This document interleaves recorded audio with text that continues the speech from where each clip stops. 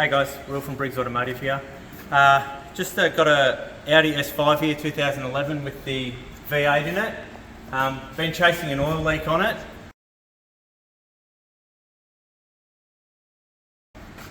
We replaced the front seal on it and it's still leaking from what looks like the front seal.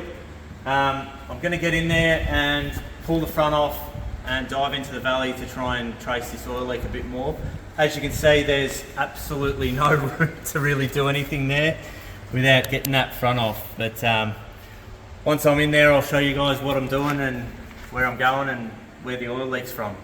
Alright, now that we've got it apart, I'll show you guys where it leaks and where it runs, because this was a tricky one.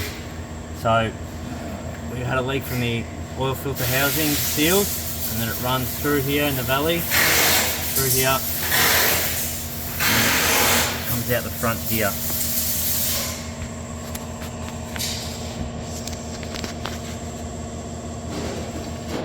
There's a chamber that follows on both sides here. Comes out there as well. While we're in here, we're also going to clean these valves up